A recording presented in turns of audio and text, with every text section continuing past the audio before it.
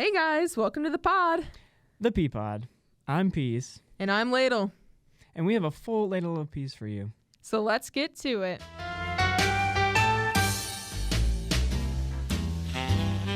Welcome back, folks, or shall I say our little pea pod. It's episode 3 and I'm very exuberant today. This episode, we are talking about a lot of music and a few of my favorite things. But to start us out, I want to say thank you to you guys who are encouraging us and uplifting us. If you haven't been keeping up with the YouTubes, there's a few short videos explaining some technical things. So go watch those. And there's also an introduction to the podcast itself. So if you want a little more information about Peas and I, go watch that too. Or if you want to send someone over there and be like, yeah, go check out my favorite podcast. You want to see this really cool podcast, go watch this video. So other than that, I hope you guys enjoy this episode. And that brings us to...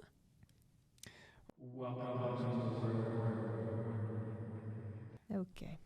We need a one of those sound bites echo. I don't think we do. Yeah, I think we do. Okay, so welcome to the Word. We're just gonna crack open our Bibles today. Oh wait, we forgot to talk about this. Oh. This is our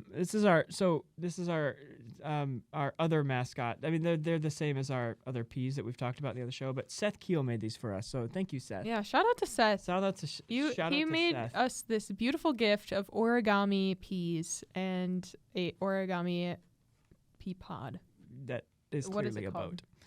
We're gonna call it the pea. Hey, don't insult it. Okay, I'm not insulting it. Be thankful. I'm just not gonna call it the pea boat. Thank you, Seth. Thank you. That's excellent. Anyway, so those will be placed around too. So now you know. Anyway, so for our welcome to the Word, we have the book of Hosea. Now, Hosea, if you don't know, is part of the minor prophets. It is the first book in what is commonly called the Book of the 12. So it's right near the end. It's the last 12 books of the Old Testament. And the minor prophets are just basically the prophets that really warn Israel about repenting so that they don't get taken over, even though they end up getting taken over because they don't repent. Yep. But this is also, Hosea is sometimes called the deathbed prophet because he is the last prophet in the northern kingdom. So real quick background, Israel is Israel. And right after Solomon died, his son Rehoboam got the kingdoms split up into two. There was Judah, and then there was everyone else, the northern kingdom. And when the northern kingdom got taken over by Assyria, that was right after Hosea. This was like Hosea was warning, you guys need to repent, otherwise stuff's going to happen. And it did, because they didn't repent. Yep. So they end up being unfaithful, and then Assyria takes them over, and then eventually Judah gets taken over too. But what we're going to be we're not going to read the whole book because it's long. I'm just going to touch on some highlight parts here. If you like what you hear, go read the book of Hosea in your own time. Definitely do that. So check that out because it's a great book. It's a lot of prophecy. It's kind of hard to read sometimes, but that's okay. The Holy Spirit will guide you. Mm-hmm. So what we're going to start with is just chapter 1, verse 1 says, "The word of the Lord that came to Hosea, the son of Berai, in the days of Uzziah, Jotham, Ahaz, and Hezekiah, kings of Judah, and in the days of Jeroboam, the son of Joash, king of Israel.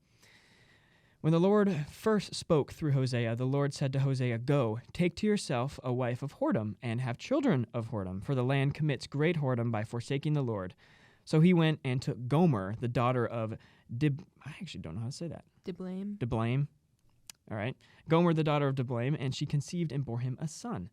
And the Lord said to him, 'Call his name Jezreel, for in just a little while I will punish the house of Jehu for the blood of Jezreel, and I will put an end to the kingdom of the house of Israel. And on that day I will break the bow of Israel in the valley of Jezreel.'" Do you want me to keep going? No, you can go on to the next portion. Okay. So that kind of sets up the whole Hosea story, and it's crazy because it's clearly it says go take to yourself a wife of whoredom, which means Hosea has to go now find Gomer, who is a prostitute, someone who's very unfaithful that sells her body, and marry this woman, and which is crazy when you think about like, okay, well, you marry someone who's going to be faithful to you, and now God is telling him to go marry someone who's going to be unfaithful, clearly unfaithful. And this is something that is very, it's a symbol. God is intending this to be a symbol for God's love for Israel. He loves Israel. He wants Israel. But Israel is a prostitute, basically. They keep going after different gods and after different idols. And it's very, it's like taking a wife of whoredom. And it's very unfaithful. So eventually Gomer leaves Hosea. I'm not going to read the whole part, but the next part in chapter 2 talks about how Gomer ends up finding someone else and leaves Hosea after Hosea has loved this woman. And it's very much how Israel leaves God over and over and over again. True. And some more about this first portion before we move on. Oh, yeah, please. The name Jezreel means God will sow. And that will come into play later, and I'll explain that a little more. And then Gomer also has 2 more children. And God says to name them No Mercy and Not My People. What a name. Great baby name. Hi, I'm No Mercy. And that'll also come into play later. But the Hebrew versions of those names, so No Mercy in Hebrew is Lo Ruhama, and Not My People in Hebrew is Lo Ami. So I thought those were cool.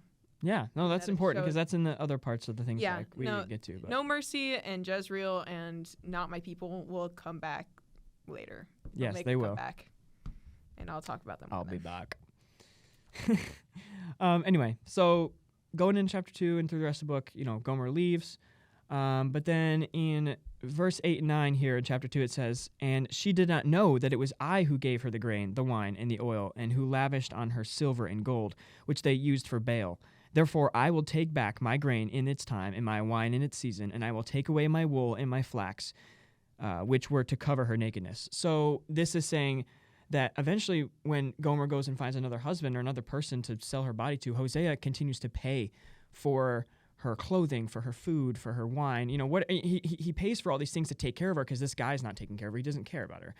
And eventually he just says, all right, I'm not going to take it back anymore. I'm not gonna pay for these things anymore. And that guy ends up throwing her out, and she goes back into the the sex slave trade and ends up exactly. It doesn't go well. It does not go well. So and then the end of chapter 2 it says, "And in that day I will answer, declares the Lord, I will answer the heavens, and they shall answer the earth, and the earth shall answer the grain, the wine, and the oil, and they shall answer Jezreel. And I will sow her for myself in the land." And what is this? This is the end of... "And I will have mercy on no mercy, and I will say to not my people, you are my people, and he shall say, you are my God." Wow. Which is crazy because God says... Name these kids name these kids these names because this is how I feel about Israel. You guys were not my people, and I was not your God, but I will call you my people, and I will call you my God, and I will give you mercy, which is salvation. I mean, that is literally exactly what salvation is about. That's what Jesus dying on the cross is about. We were not his people. We were his enemies. Think about Romans. While we're still his enemies, he died for us. So this is an excellent representation and really a foreshadowing of salvation and the coming of Christ. So that's a great point to talk about. But then, so chapter 3. This is a very short chapter. I'm just going to read the whole thing. Chapter 3 says, "And the Lord said to me, go again, love a woman who is loved by another man and is an adulteress, even as the Lord loves the children of Israel. Though they turn to other gods and love cakes of raisins. So I bought her for 15 shekels of silver and a homer and a," how do you say that? Latek of barley. "And I said to her, you must dwell as mine for many days. You shall not play the whore or belong to another man. So I also be to you. For the children of Israel shall dwell many days without king or prince, without sacrifice or pillar, without ephod or household gods. Afterward the children of Israel shall return and seek the Lord their God and David their king, and they shall come in fear to the Lord and to his goodness in the latter days." So God says, go again. After Gomer has left, she has gone to another guy. She's been tossed out. She's now back in the slave trade. He buys her back. Sees her standing there, buys her back. And it's important to note that was not a cheap price. Like that, how much was it? Yeah. Where is it? Let me break it down for you. 15 shekels of silver and a homer and a latek of barley. So 15 shekels of silver is around $90 worth of silver today in modern day. And typically, 15 shekels itself was half the price of the common slave, as seen in Exodus 21:32. So 30 shekels was typical pricing. And then you have a multiple, what is it? It's shekels, and then it's... The latex of barley? The homer of barley would be 50 shekels of silver. So if 15 shekels cost $90, do the math. It's a lot of money. It's a lot of money. And then that plus the litek, which is 3 bushels technically, which is a lot. So it's just a lot of money, and it's way more than anybody would have paid for like a common slave or like anything in that. It broke that him. time. Like He financially, all of it. He had no money. That was all of it. And which is another great reference to. Some commentaries say that it was actually cheap. So here's the thing. They say that it wasn't as much as he should have been paying, and that examples the worthlessness of Israel in that like time. Kind of like a, what's the word? Like an inflation thing? Like everybody's paying high prices for everything? No, like Israel wasn't worth that much, and so Hosea buying her back, it was cheap because she was worth nothing, and Israel is worth. Okay, yeah. So there's a few Hosea gets a deal in buying her back, and there's some commentaries that suggest this is the example of worthlessness of Israel since they have been whoring after other gods. So. Yeah. Which is so this would be another great example of Jesus buying us with his blood. Like, at least if we take it from the standpoint of it being a lot, it being all he had. Hosea spends all he has to buy Gomer back, whom he knows is going to probably end up leaving him again. True. But Jesus, pays it all and gives it all for us, whom he knows we are going to have sin in our hearts anyway and wander away from him. So that's just an excellent representation of Jesus, just the go again. And the Lord said to me, go again, love a woman who is loved by another man. That's a great thematic verse for the whole thing. So the rest of it, chapter 4 on pretty much until chapter 11, is just prophecy about, Hosea saying, don't turn to these idols, turn to God. He loves you. He wants you. But they don't end up doing it. So like in chapter 5, verse 4 here, it says, or chapter 5, verse 3 says, I know Ephraim, which is just like another word for like Israel. Just think about that. I know Ephraim, and Israel is not hidden from me. For now, O Ephraim, you have played the whore. Israel is defiled. Their deeds do not permit them to return to their God. For the spirit of whoredom is within them, and they know not the Lord. So clearly, they do not want to follow God, and that's a problem. So, and then, Chapter 9, verse 1 also says a very similar thing. Rejoice not, O Israel, exalt not the peoples, for you have played the whore, forsaking your God. You have loved a prostitute's wages on all threshing floors. Which is like, seriously, like you think about the Bible and the Psalms, the Proverbs, it says, rejoice, all the happiness and stuff. And this is very much of like a reprimanding verse, like, do not celebrate. You are doing not good things right now, and you need to turn to God. And that's what Hosea's message is to the people through, from God. So, but chapter 11, this is the culmination of all the prophecies, all the doom and gloom. This is where it gets good, kind of, I guess you could say. I'm just going to read it here. Chapter 11. When Israel was a child, I loved him, and out of Egypt I called my son. The more they were called, the more they went away. They kept sacrificing to the Baals and burning offerings to idols. Yet it was I who taught Ephraim to walk. I took them up by their arms, but they did not know that I healed them. I led them with cords of kindness, with the bands of love, and I became to them as one who eases the yoke on their jaws, and I bent down to them and fed them.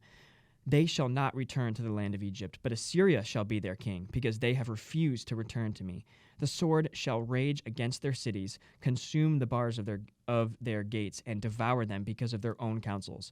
My people are bent on turning away from me, and though they call out to the Most High, he shall not raise them up at all. How can I give you up, O Ephraim? How can I hand you over, O Israel? How can I make you like Admah? How can I treat you like Zeboim? My heart recoils within me. My compassion grows warm and tender. I will not execute my burning anger. I will not again destroy Ephraim, for I am God and not a man, the Holy One in your midst, and I will not come in wrath. And then it goes on for the next couple of verses, but I think that's just a good place to stop. So after all the whoring after different idols and disobeying God, God just like, he almost explodes in this just passionate love for Israel after, you know, it's almost like just a wanting them to come back. Like I love you. Like you picture this very father-esque, like, yet it was I who taught Ephraim to walk. I took them up by my arms and they did not know that I healed them. Like, that's just so unfaithful and so ungrateful for them to turn away, but it's just what it is. Like, I mean, we in modern day, us, do that all the time. We get blessing after blessing after blessing from the Lord, and we're just like, well, we're still complaining about all the stuff we have to do and all these things that just aren't going our way, and it's very unfaithful. And so this is just calling us, reminding us that God is our Father in every circumstance, all the time, everywhere. Because, and you can see that with the cross, you know, Jesus paying it all, Hosea paying it all. It's a perfect image, perfect analogy that goes together. And I don't know, it just reminds me of what you were talking about. It was like the first episode when we were talking about Psalm 34 and your dad like swinging you in the arms and you just had that kind of compassion feeling. It's a very similar thing he's getting at, I think, with the father aspect. And then in verse 8, how can I give you up, O Ephraim? You know, my heart recoils within me. My compassion grows warm and tender. That is like, that's compassionate love. I mean, that's hard to see even in English. It's even stronger in the Hebrew that's written. It's so much like, I can't even describe it. It's just, it's bonkers. It's absolutely bonkers. Bonkers. That we turn away from him and he still has this kind of compassionate love for you. So be encouraged by that every day you sin, but every day God just loves you and he has this recoil. I mean, he's got he's got the doom and gloom, like the rest of it, like you cannot be doing this. This is sinful. You are going to be taken over. But when you look at it through the lens of the cross, he loves you and he forgives you. And if you come to him in that repentance, he'll forgive you and just pour that love on you. So, takeaways are God's love is total. He loves you even when we're still his enemies. And that this is the gospel. This is what Jesus did for us, is give us his love even when we were still enemies. And that God's love persists till the end. You know, that part in chapter 3, go again, go again, go again, go again. Jesus will always come again. Every time you fail, he'll pick you up and dust you off. And even though you won't recognize him every time, like it says, like that they didn't know that I was the one healing them. Just like Hosea, I'm sure Gomer didn't know that Hosea was paying for her stuff. It's the same thing. True. So I hope you're encouraged by that. Do you have anything else you want to say? Even if you are feeling like your name is no mercy or not my people, know that God redeems all things. And that includes terrible names. Yeah. Like, not my people. Exactly. So, precisely. But that's all I have. Yeah, that's all I got. I only had a little bit. But that's okay. Yeah. I feel like there was a part about something that wasn't in there that I thought was in there. And then I had this whole, like, little thing planned, and then it just wasn't there. About the threshing floor and... Well, that is in the end of that of chapter 11, I think. Okay. I'm not sure though. Let me take a peek. I don't see it. I don't know. Sometimes I can't read. Anyway. I'm sure it's in one of the other chapters. I know what you're talking about. The threshing floor. Yeah, I didn't know what that meant. So if you're reading your scriptures and you come across the words threshing floor, let me break it down for you real quick. Oh yeah, no, it's chapter 9, verse 1. 9? It says, "You have loved a prostitute's wages on all threshing floors." Yeah, there it is. Yeah, there it is. The threshing floor is when you bring the crop in, you're bringing in the corn and the whatever else. You throw it all on they used to throw it all on this floor. And what I imagine is like the bottom of like one of the big silos is just like empty. I don't know. That's just how I envision it in my brain. I didn't look up pictures or anything. But they throw it all in there, and then they separate it out. So they separate the corn from the husks and all the things from other things. And it's like a place of judgment is what some things that I read about it said. I was like, what does this mean? Google. Blue Letter Bible. answered. Blue Letter Bible, good website, recommend. It's a good But- app too. Yeah, but it was just like, yeah, it's an example of God's judgment.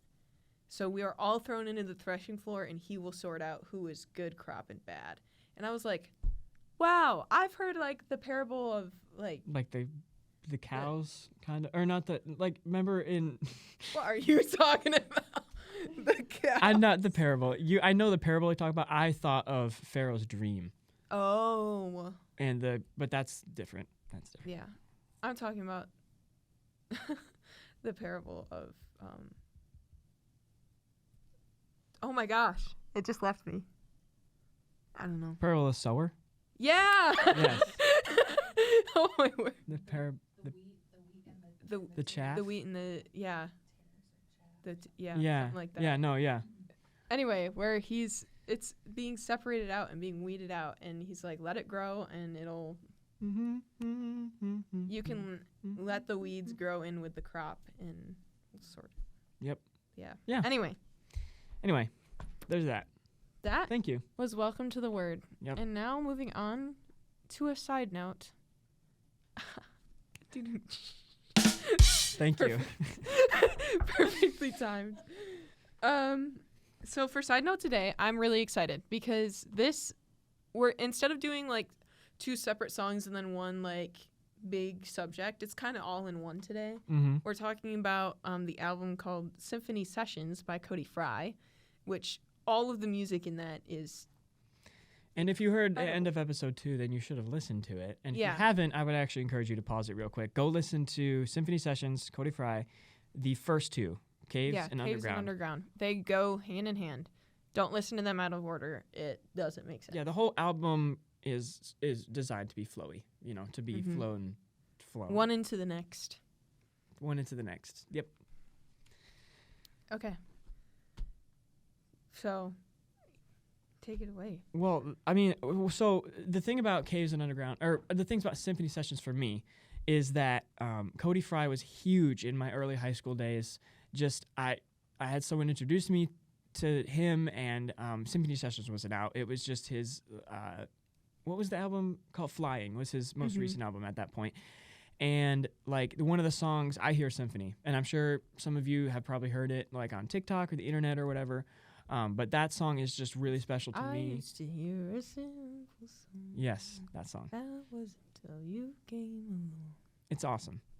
And it's just a really special song for me. And being a music student, he's really good at incorporating the orchestra, the symphony.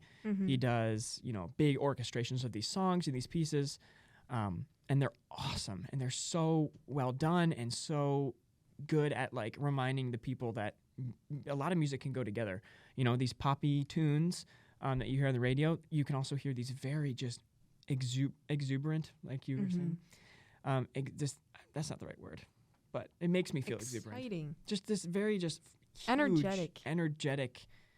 I don't know. Adventurous. I love it. Yeah, so when Symphony Sessions came out, a lot of the pieces and the songs on that album were re-recordings of songs he had played earlier, like Underground is a song that he had played earlier, but he re-recorded it with this huge, like, multi-piece orchestra that he had in this church, and it was just, it's kind of like one of his bigger breakthrough moments where he can have this opportunity to have this orchestra with him and play these pieces. They're so well done. I know I keep saying that over and over again, but just, I love French horns a lot. And he loves French horns a lot, so his pieces in Underground. Underground is there's this huge like French horn, like and cellos. The way that cellos can match a very similar tone to the French horns. Like I think of La La Land, right in the middle of La La Land. Of course you do. Right, which we'll talk about La La Land later. I love that movie. But right in the middle, there's this shot where they are dancing. The planetarium piece. Yes. And the French horns and the cellos just kind of dance, and they just go back and forth, and they mesh really well. So in this Symphony Sessions, in Underground and Caves, they go really well together. And so that just makes my soul just go.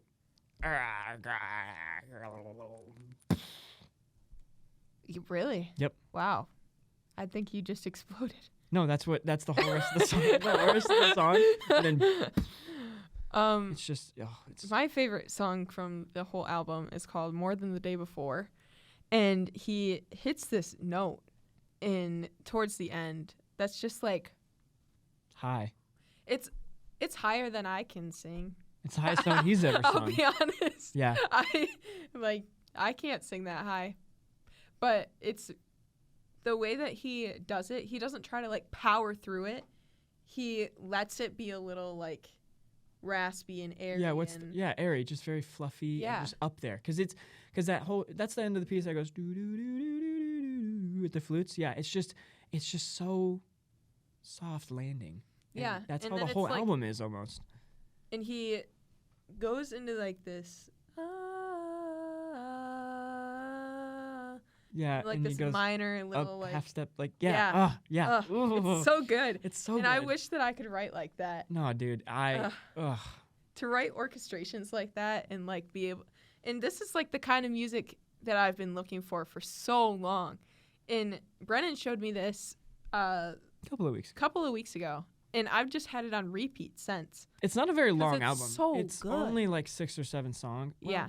It's how many songs is it? I don't remember. Caves, Underground, Sailboat, More Than Day Before? No, More Than Day Before, and then the one after that is I Hear a Symphony. And is before. Photograph. And there's Photograph. like 5 or 6. There's 6. 6 pieces. Yeah, so it's a shorter album, but it's all very dense, very rich. I also like Sailboat for the reason that Cody Fry's not the one singing it. I don't necessarily think his voice is the best for his music. Wow, really? I think some of it is very well done, but I like Ben Rector's voice. Yeah, Ben Rector in Sailboat. Yeah. So Ben Rector sings Sailboat on that album, and I love Ben Rector also. Very similar, like indie pop, but I don't like classifying them as that. They're not even really underground. It's just different. It is very much what I feel like, what's the word? Very much appeals to the musician's heart. Yes. So. Well, and I was on my way back to Chicago this past week, and this was earlier. I was with my sister. We were on our way to Grand Rapids, and she was like, I was like, you gotta listen. I'm driving, so you're gonna listen to my music. And she's like, okay. And usually she's like, ugh, your music's bad, because I don't know. I listen to a lot of like Imagine Dragons stuff, and she's like, I don't really want to listen to that. So I put this on, and she's like, I have these songs on one of my playlists. What? No way. You didn't tell me that. 100%. And she was like, hold on, pause. And she's like, I love this kind of music. And I was like, what? Because my sister is not a musician like I am. Like, she likes music, and she used to play piano and still is pretty good at it and wants to learn guitar and like do a few other things. But like, she never really had an interest in like orchestra or anything like that. She'd come to see like my marching band competitions, but that was like the most of it. And so when she pulled like some of the stuff up, I was like, this is so exciting. Okay, I didn't know that. As if my sister wasn't my best friend before. Now she really is. I was like, wow, this is incredible. Awesome. So I was very excited when she played that. And then she played some other stuff off like the How to Train Your Dragon soundtrack. Oh, that's very similar. Yeah, it's vibe. Very like, it's an epic. Yes, epic. That's a great word. That's a great word to describe it. Thank you. You're welcome. Wow. So. Anyway, so I guess last thing to say about it is just the way that Cody intends it to be kind of like a good looking glass into the musical world for kids who are like, I want to, like, I don't want to join orchestra. It's boring. It's dumb. It's classical music. It doesn't have to be. And also, that's not true. Like, classical music's not boring. But for the kids who are like, why would I want to join orchestra? This is why. Symphony Sessions is why. Cody's why. Cody Fry. Yeah. Oh yeah. Okay, so last thing. We have a playlist that I created on Spotify for these side note parts. So if you are like, what's that song they were talking about? I don't want to go scroll through the whole hour podcast to figure out where it is. I created a playlist with the songs that we talk about during side note, so you can just go listen to them. I don't know how we're going to do it yet. Like if we're going to, it's just on my personal Spotify, but I put it up on our YouTube page as a link. So you can go look at that. And then you can just listen to the whole thing in order. After so many weeks, it's just going to be like the most random mix. I know, because we'll have different genres in like there. Symphony Sessions and country music and worship music and it'll be good. It'll be good. So excellent. Go look at that, listen to that if you want to. It'll be fun. Anyway, so side note has been cited. Okay. Now it's time for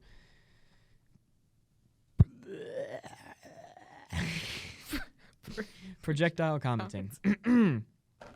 Projectile commenting. That's what we need a sound bite of us doing that too. No. So that, yes. No, so we can play. We need Yes. This will happen. Projectile commenting. So this is just where we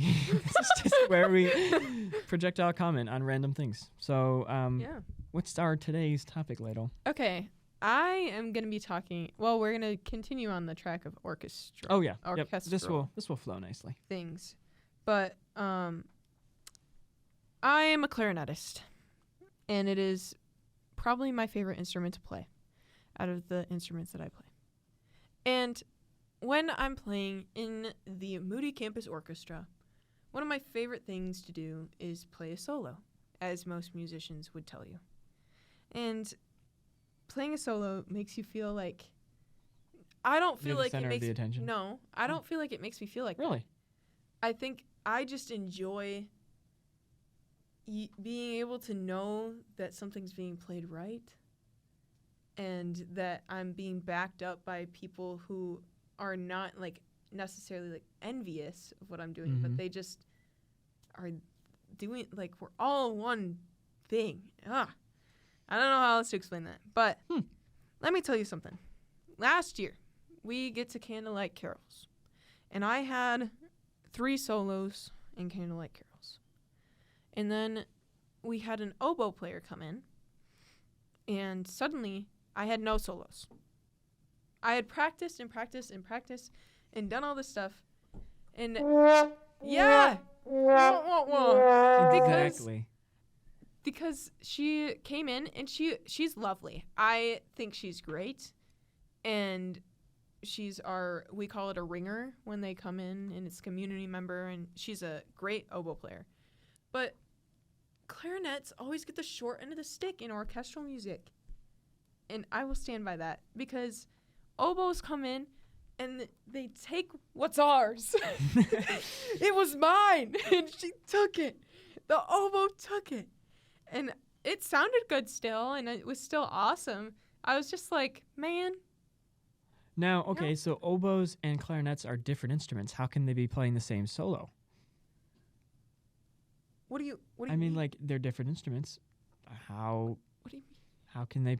It's the same. Is it the same music? Is it in the same clef? Do they play the same? Well, same clef, different key. It's just transposed. Okay. Same notes and everything. So. Excellent. But let me tell you why I am not the biggest fan of the oboe. Oh. The sound of an oboe is described as such, according to Google. Whoa. Oboe is described as a duck-like, biting, and raspy tone. Do I want to hear a duck? Or do I want to hear, as explained by Google, a clarinet sound? Rich, mellow, warm, gentle, melodic, vocal, round, lustrous, brilliant, bright, penetrating, menacing, dramatic, explosive, incisive, expressive, reedy, caressing, and lively. Can we talk about how they only wrote 3 negative things about the oboe and a million great things about the clarinet? Wow. I did not expect you to go off on that. So, wow. Here's the thing. In jazz, the clarinet is held very highly. I'm going to talk about Rhapsody in Blue for a minute. Go ahead. If you haven't heard Rhapsody in Blue, I don't know if you have, but there's this awesome clarinet solo at the beginning that's a jazz clarinet solo, and it's very impressive. I cannot play it. I dream of playing it someday. Today is not that day.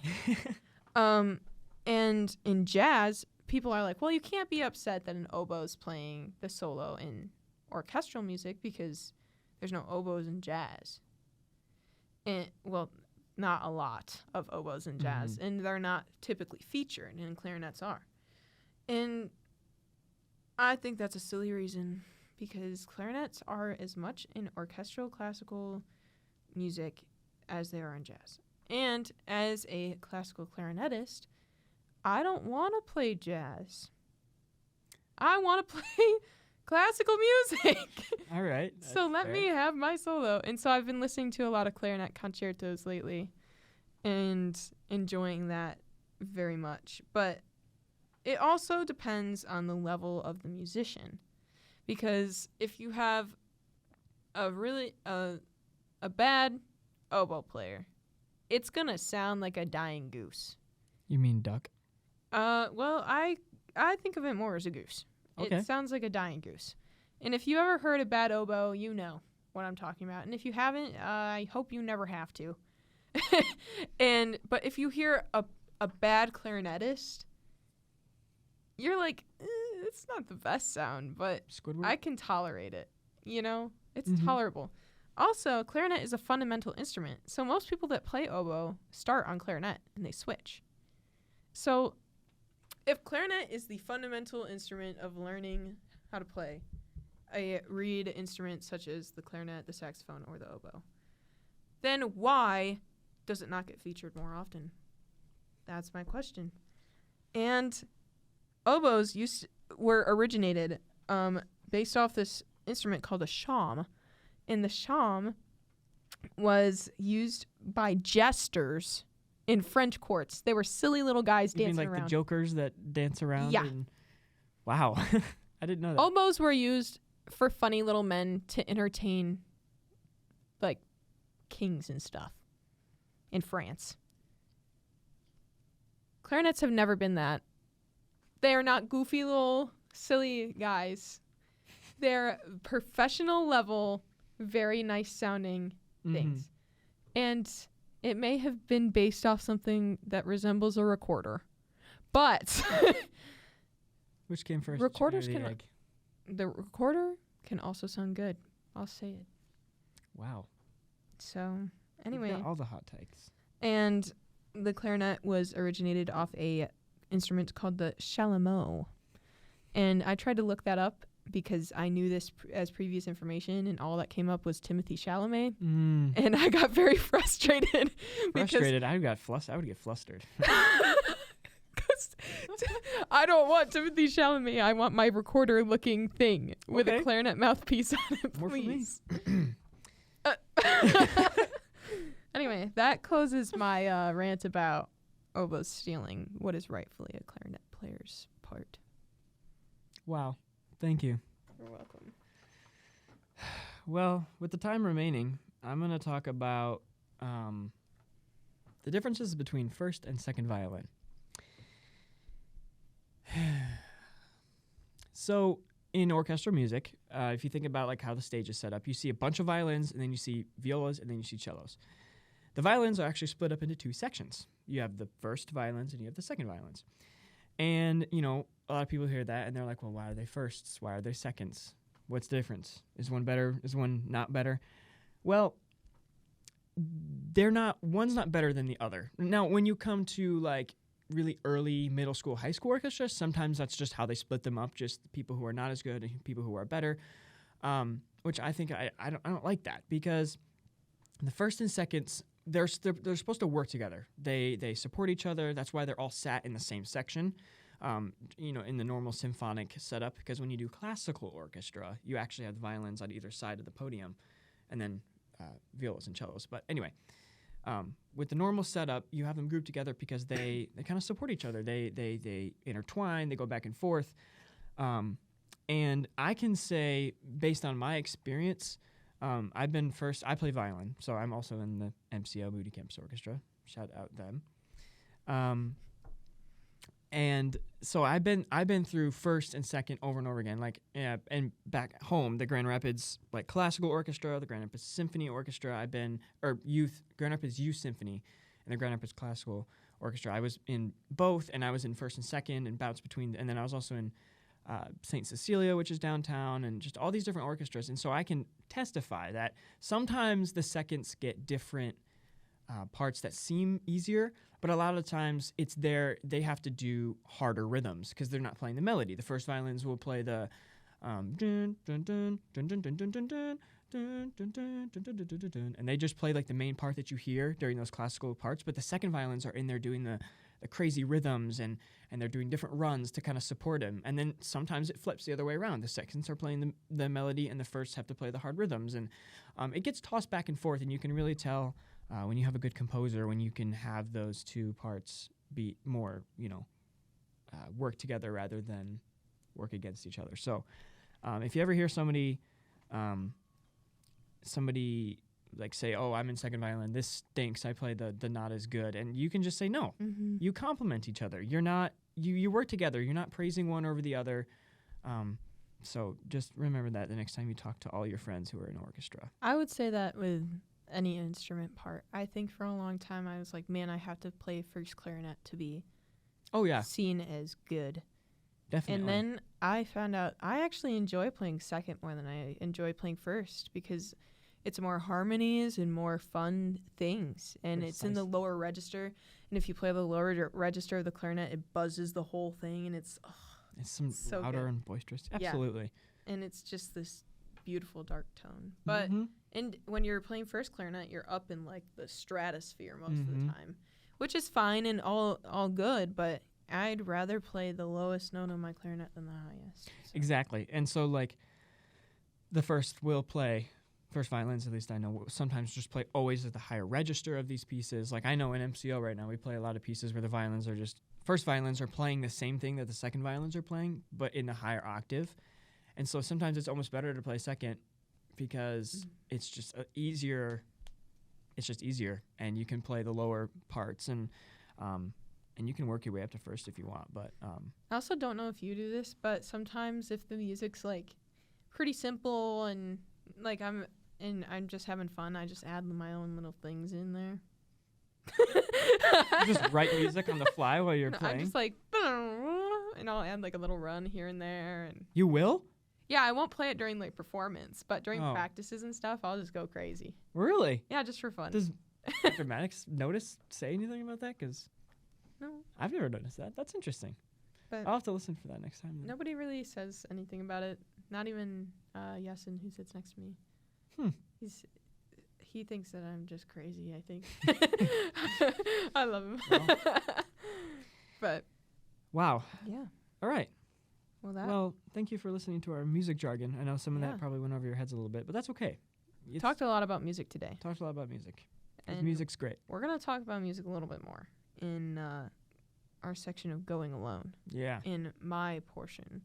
So Going Alone, as a reminder, is going to be me telling you a story about my life that may be true or false. There will be a poll on the Instagram highlights. Yeah, I think I'm gonna put a poll on the Instagram, like the highlights in the bio, so that you can go and vote yes or no whether or not it's true or not. True or false. And then the next week we will talk about like, oh, what did you guys say? And I mean, it'll be different for this recording because we're kind of recording all of these ahead of time so that they can play over Christmas break while we're gone.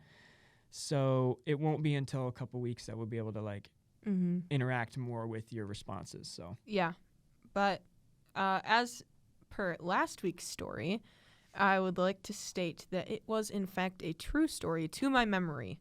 So there might have been some things that didn't actually happen, but in my mind, they definitely did. And that was about your that was about the car shutting down randomly and then having to go to the hotel. Yeah, in the fancy hotel. And then the second half of Going Alone will be P's talking about more car parts. I think you're talking about spark plugs today and something else. Oh, wow, you have it. Wow. Well, this is the piston from before. If you're watching the YouTube video, he has the car parts in. I've got the props. So I would recommend you watch the video for this part because I'm going to do my best to explain it over audio, but it's always best to see this in person. So anyway, go ahead.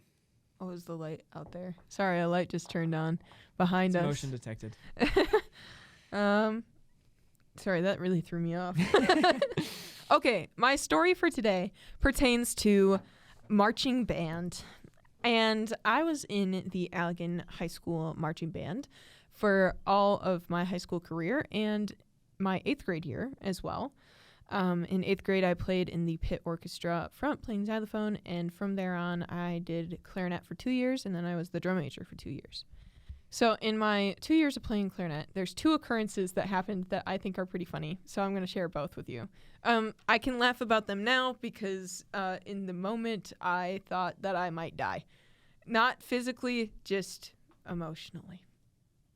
So the first occurrence was I was a little freshman, and I was skipping across. We have this big parking lot that we use for a practice field that's painted, and they gave us a really kind of crappy parking lot to practice in because it's got this big hump in the middle. So you have to From what? Like a know. median? Like a... No, the parking lot is just like slanted down from the center. Well, So there's like this big hump. that could be like runoff, like, rain into the drains, but it that's is. whack. It's Allegan, so it's probably some messed up thing. Yeah. But you have to read your dot charts on where you're supposed to go, and then you go there, and it either says left or right. It says which side of the field you're on, what part, and marching band's a complicated thing. Sport. I'm not gonna get into that today. Okay. That's for we'll talk another about time. marching band later. But I was skipping across the parking lot after a water break, and I was going to my new dot, and I was reading my dot chart, and I was in the complete wrong place. Womp womp. Wah, wah. And There it is. we just found the little sound bites on the soundboard, so we're using them. So expect that more. And so I was skipping across, and I had my clarinet. I was holding it by the thumb piece and the one of the side triggers. And so usually that's how you're supposed to carry it. It's pretty secure. But, you don't run with it. You don't skip with it. You don't jump with it. I was doing all of those things. I was running, skipping, and jumping. And so I'm swinging my arms, and I have my clarinet in my right hand, and I had just greased the corks on my clarinet, so I had grease on my hands. And it just flies out of my hands 2 yard lines over. So, 10 yards. I threw this thing like a javelin, and it goes skipping across the parking lot. And I'm like, no. Oh, no. What? Oh, dude. And I'm freaking out because I'm like, oh, shoot. I own this, or my family owns this clarinet. It's not the school's, so the school won't pay to get it fixed. And I'm like, crap. And I had a playing test the next day. Bruh. And I had this really cool part in the show we were doing my freshman year. And I was really excited because I had practiced really hard for it. I was so excited for the playing test. And I had started interviewing for leadership positions for the next year. So this playing test had a lot riding on it.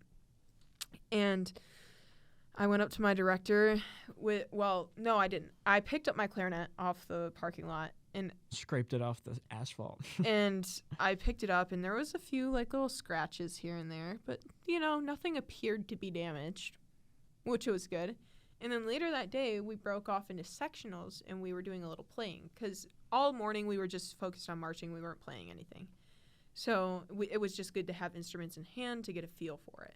And so we get to the sectionals, and I start playing, and whatever sound came out of that instrument was not what it was supposed to be. A dying goose. It was wrong notes left and right, and I was like, I'm playing the right thing. This is a C major scale.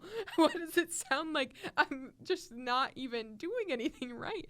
I was freaking out, and the girl next to me, Samantha, she's like, you think it's because you threw it on the ground earlier?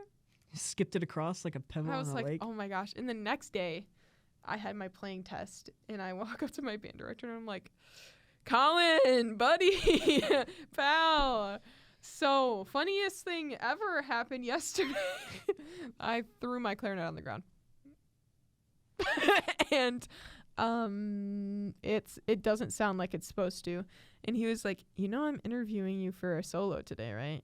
And I was like, yeah, so you can't judge me based on what's about to come out of this clarinet. I was like, look at my fingers and know what I'm playing is right, because what's about to come out of this instrument is wrong. And so I would get playing and we had to have the whole 8-minute marching band piece memorized at this point in time. So it was a memorization test as well. Golly, that's crazy. That came easy to me. Memorization's not hard for me. Well, okay. But you're special. 'Cause I can't do that. I can. So that's why I love marching band. But I start playing through this piece, and he just bursts out laughing. This man is laughing at me because it sounds so bad. And I'm like, I'm so sorry. I'm so sorry. And I'm like, well, this is what it is. And we get done. And he's like, wow, that was the worst I've ever heard you play. Wow. And I was like, I know. And I'm like about to cry. And he's like, but I watched your hands the whole time and you didn't get a single thing wrong. And he's like, and your dexterity is good, and the wind coming out of your instrument, your airspeed's good, and blah, blah, blah. He's like, so I'll still like consider you very highly, because he's like, that's probably the best playing test I've had today, despite it sounding horrible. With the wrong notes. Well, and everybody else is on the field and they can hear you. They're just doing other things. So everybody's hearing this ratchet sound coming out of my probably like, how'd you do? And you're like, they're all like, well, they're like, well, she I did sucks. And I'm like, joke's on you.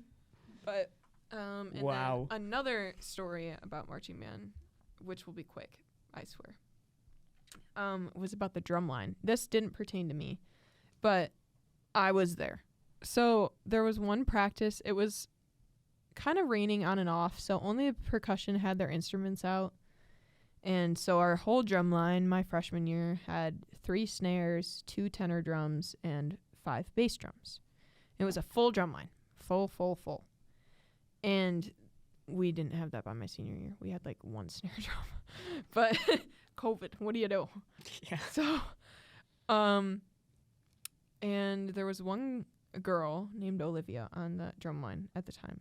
And she had the smallest bass drum because she was the smallest out of everybody. And so at the end of the line was the biggest bass drum, and this guy named Sam played it. And so Sam, it would go Sam and then down to Olivia, and then the snares, and then the tenor drums on the other side. It looked really nice, really clean most of the time. And it had freshly rained, so the parking lot was a little slick. And Sam, like, tripped. Ooh. And he knocks into the guy in front of him, who knocks into the guy in front of him, who knocks into the guy in front of him, who knocks into Olivia, who knocks into the snares, who knocks in the tenors. The whole drum line goes down. Like dominoes. And it's just like, boo, boo, boo, boo, boo. And we hear it, and we all turn around and we're like, oh my gosh. And I start laughing so hard. Everybody else is like going to help them and like do this stuff, and I'm just laughing. And I'm like, oh my gosh, what do we even do? And our band director was like, why are you stopping? Why'd you stop the set? And we were like, the whole drum Everyone line fell over. And he's like, sorry, I didn't know that the drum line included the entire not orchestra, the entire band. And I was like, okay, but like I'm supposed to keep marching even though the entire percussion section fell over. Like the drum major called stop. We didn't, we were just listening to Maya. I don't know. And it was quite funny, though. So those are my 2 marching band stories. Tell me whether those are true and or false. As a whole, or do you want them to say as a whole? This one's true, Both this of one's both of them are either true or false. One or the other. Not one is one is the other. Okay. So you tell me. I think they can do that. Okay. And now for car parts, I suppose. All right, so I'm going to do my best to, I feel like I've been, whoa! I feel like I've been neglecting the audio people a little bit here, so, because some people just don't want to do YouTube. So, right, yeah. I'm going to do my best to try to explain as I can. So we're gonna quickly review what we've done so far, and then I'll see if I can get into some new information. Mm-hmm. So if you recall from episode 1, I had this little piston here. Now for audio people, the piston is just this little block of cylindrical metal that has a kind of a ring at the bottom, and it holds on to a thing called the crankshaft. The crankshaft is made up of, now you said a really good term the last time we did this, like bike pedals. Mm-hmm. So if you think of a bike, how the bike pedals are kind of offset from each other. One goes up, one goes up while you're down. pedaling, right? So that's how the crankshaft's built. It has basically a bunch of bike pedals over and over again, but they're just little steel rods. So they're all offset from each other. You know, you've got like 4 of them, right? So when you hook these pistons up to that crankshaft, they all sit at different heights. And then when you run your engine and the crankshaft spins, it moves the pistons all up in different times so that you don't get, so that they fire at different times. So you got that. You've got the piston, you got the crankshaft. You understand that. That spins as you drive the car. And then what you have after that, so at the very top, as these things pump inside the cylinder over and over again very quickly, you have this thing. Now this thing is, can I get this without it being out of focus? Do you think you can focus? You also have to explain it for the Yeah, I audio. know. You're right. Forget. All right, whatever. It's this tiny little thing called the spark plug. The spark plug is made up of porcelain, like a toilet, and then you have screws at the bottom. Or not screws at the bottom, but threads at the bottom. So you basically take this thing and you screw it into your engine like this. And all this You does... screw it into your engine like what? Explain. Okay. You have to speak. This is the hard. words. This is hard for audio people. So it's just this little stick of like metal that's no bigger than your pointer finger, and at one end there's a little nub. I think you call it the nipple. And at the very bottom of it there are threads, and then there's this little like claw thing that kind of sticks out from the top of it and hangs over the middle. And these are electrodes basically. So you've got like a positive one and a negative one. And It's a what? An electrode. So you have a positive one here and a negative one there. So Electrode? yes, I don't know that word. it means electronics. Okay. So you take this stick of metal and you stick it into your engine upside down so that the nipple part is pointing up, and you screw it in like this. Okay. Now, Screw it in like a light bulb. like a light bulb. Yes, thank you. So this would sit basically right up here above the piston while it pumps, and that's called the cylinder head. Right, so this is where it's called the combustion chamber. It's like basically this little section, this little space in between when the piston is all the way up and where the top of the spark plug is. That's called the combustion chamber. Mm-hmm. Because, now remember last week we talked about the valves. The spark plug generally, unlike a 4-cylinder engine, sits in the middle like this, and then you have the 2 valves on either side. Mm-hmm. Okay? As you have something that usually connects to this nipple called the spark plug wire if you're using an old car, or you'll have ignition coils if you have a newer car. But basically all this does is that as the engine runs, in between this little gap is what you call it, in between that negative and positive electrode, a little bolt of lightning explodes right there. It just goes zzz, zzz, zzz, and it's timed based on how... Like a Tesla. Like one of those... Like the Tesla coils. Yeah, it's just like a little bolt of lightning that goes... I realize I've been talking to you the whole time, but I mean, yeah. So little buzz of electricity in between these tiny little 2 parts here. And as that happens, it times it out so that when the piston comes up and there's gas in there, this ignites the gas and it explodes. Right. Right? And so on those 4-stroke engines where you have intake, where you put the gas in, and then you have compression, and then you have like explosion, and then you have like it goes out the exhaust, right? And so that happens literally millions of times a minute while you drive. And that's what gives you the power. That's what gives you the power. The explosions that gives you the horsepower, right? So crankshaft spins, piston goes up and down inside the cylinder. Spark plug here ignites the gas, and then you have your valves that go in and out. One lets in the gas, one lets out the exhaust. And then we also talked about the block last week, and that you thought was so funny. I'm gonna have I'll have pictures of different. We're gonna talk about block anatomy next week too, because anatomy. Yes, because there's different parts. As in, of the, yes, there's the oil pan, there's the block, there's the heads. Like, isn't anatomy like human? Well, not necessarily. Anatomy beings? Anatomy just means like sections of things. You know, I don't know how you define the word anatomy. I'll look it up later. Okay. But we'll talk about the block later, because the block is just a giant thing of steel metal that houses all this stuff, and I'll have pictures for that. I'll briefly picture that in this episode, but next week we'll talk about that more, I think. But we've got all that locked out. So next week we can talk about, I don't know.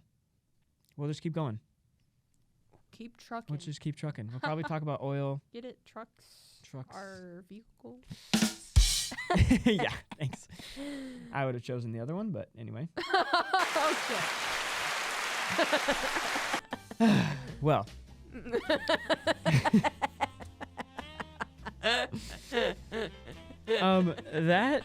That does it for our third episode here. Yeah. Thanks for coming to episode yes, 3, thank guys. you for coming Thanks all for the way to sticking with episode us 3. this far. Yeah. We will have Stick around, they get better. episode 4 for you next week and another heaping healthy, full helping of a ladle of peace. So we'll catch you on the flippity flip flop. We'll see you there. Catch you on the flippity flop.